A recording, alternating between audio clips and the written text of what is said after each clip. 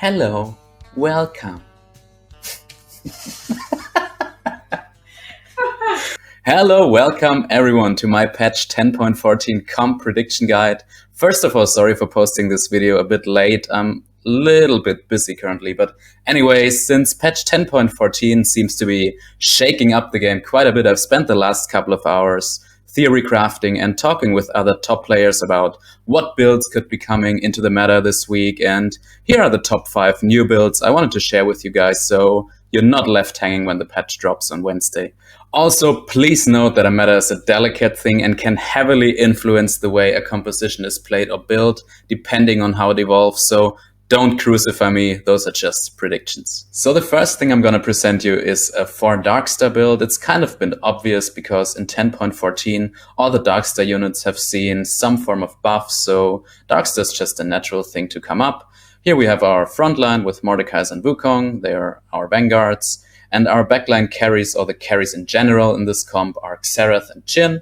Jhin especially has seen a lot of buffs. I'm not sure if this will go through on the live patch, but let's see. If it goes through, it's very strong. We'll equip Jhin with a Deathblade and a Hurricane. You can use any other kind of AD items you'll find too. This is just the optimal choice that I would like to take, but if you get other items like Last Whisper, like Eye Edge, is perfectly fine.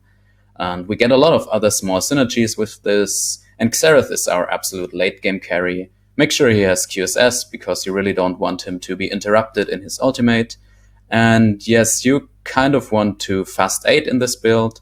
So just go to level 8, roll down for your units, and you should be good to go. I think this build will be very strong. This is why I posted it first. So try it out, guys. Let me know what you think. Next up, we're gonna have Cybernetic. And yes, Cybernetic has seen a huge amount of nerfs in the 10.14 patch, especially in the unit vein. But they've kind of made up for it because Irelia has become the new god of this composition.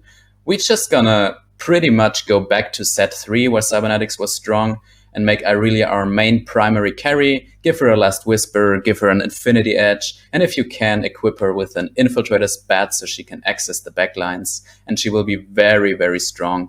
We're pretty much not gonna play Vayne at all in this composition. Instead, we play Lucian. We can use Vayne as an item holder for Echo, or we play Vayne and instead make Lucian our item holder for Echo later. Anyways, what you want to do, Echoes be the secondary carry, like we're used to it before. And I think just the nerfs to the Cybernetic trait itself is not going to delete this comp.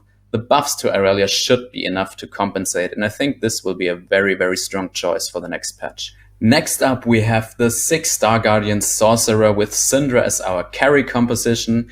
And yes, this will bring back nightmares from set 3, I think. Syndra has been buffed again, actually twice. Her mana has been reduced and her spell power has been increased. And yes, Star Guardians itself have received a little bit of a nerf in this patch, but I think the Syndra buffs alone will make up for it.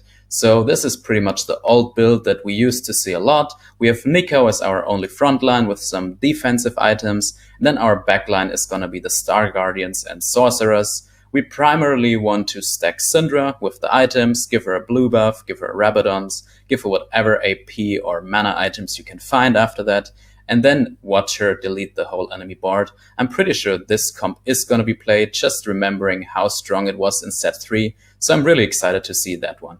What you want to do with this build is, like the old build, you want to level to 7 as soon as possible, and from there on roll to find your Syndra, upgrade her. You don't need her 3-star. If you can get her 3-star, if you're uncontested, then of course that's your win condition, and that's basically how you want to play it. Before the next builds, I want to talk about reroll comps, because I really think reroll is gonna make a comeback in patch 10.14, and there is a reason why we haven't seen reroll comps before in the last patches. And in my opinion, there is 2 reasons for that. First of all, you want to not have anyone contest your composition because you basically want to 3-star to make your units golden as much as possible.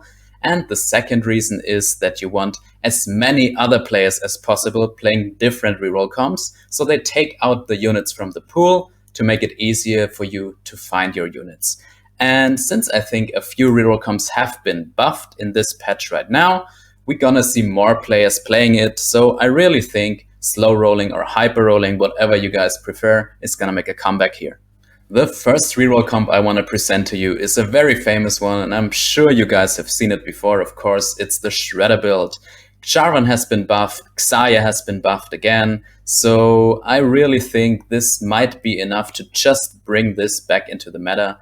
It's basically what we've known it for. It's the Shen as our frontline, we have Fiora as our Blade Master bot, and we get Jarvan and Xayah to just do all our work, stack it up with Caitlyn, Rakan, Ashe. You know the deal with this comp, guys. Xayah, I think, should be played with Last Whisper and Deathblade. It's, again, for me, it's the most optimal build, but I'm sure there's other things that you can consider doing. And I'm really liking Quicksilver Sash, so maybe keep that in mind. I really think Shredder is going to be good this patch again, so let's see how the meta evolves. Try it out, guys. The second reroll build I'm presenting you is one of my personal favorites from set 3. It's the Caitlyn Sniper reroll. And the way this is working, if you don't know it yet, is we again have Neeko, which has seen a huge buff in her mana and her stats in this patch. Neeko is going to be our only frontline, maybe together with Xin Zhao. And then we have Caitlyn as the sniper in the backline, attached with Karma and buffed by the Jarvan attack speed to do all the work. It's a bit similar to the Shredder comp, only that this Shredder is Caitlyn with the sniper buff. The thing is, you basically want to slow roll this composition on level 5. If you see a lot of other people going for Caitlyn's, especially if Shredder is going to be popular again, you can always opt to play Jhin instead of Caitlyn later on, if you can't make her golden. Other than that, I think in the current state, a golden Caitlyn is better than a 2-star Jhin, but with the recent Jhin buffs, I might be wrong. Anyways, Caitlyn's ultimate with the 4 Celestial buff can heal you back to full life. I think this is very, very strong, very easy to play, very safe to play, and I'm pretty sure this will be a top tier comp for the next patch. And I know, guys, I have said this is a top 5 comp build guide, but I have a last one for you.